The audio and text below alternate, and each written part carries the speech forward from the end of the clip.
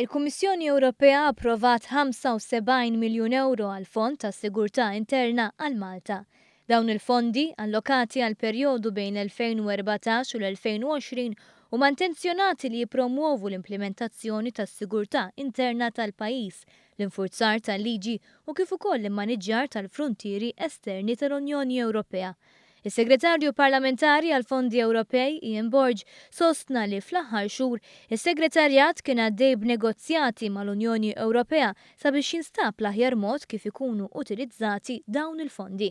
Il-benefiċjarji prinċipali ser jerġgħu jkunu ovvjament il-Forzi Armati ta' Malta u l-Korp tal-Pulizija li huma l-awtoritajiet kompetenti illi jieħdu ħsieb mhux biss is-sigurtà interna ta' pajjiżna imma anke il-frontieri Ewropej fil-Baħar Mediterran u allura qed naraw li diversi minn dawn l-interventi ser ikomplu jsaħħu lil dawn iż-żewġ awtoritajiet sabiex jaqdu aħjar l-irwol tagħhom.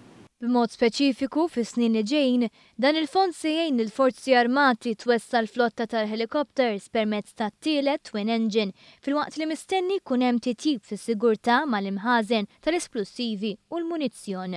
Bil-fondi Ewropej mistenni jinbena ċentru għall-operazzjonijiet konġunti kif ukoll żewġ hangars ġodda u faċilitajiet oħra fl-airwing. Il-75 miljun euro se jkopru wkoll investiment qawwi fit-taħriġ foqsma bħas Cybercrime Unit tal-Pulizija u d-Dipartiment tal-Protezzjoni Ċivili. Għaldaqstant is-Segretarju Parlamentari Borg saħa li dawn il-fondi se jkomplu jżidu ma' diversi operazzjonijiet u investimenti li diġà saru fil-passat u li se jkomplu jgħinu lil pajjiżna ikun iktar ippreparat għal kull eventwalità.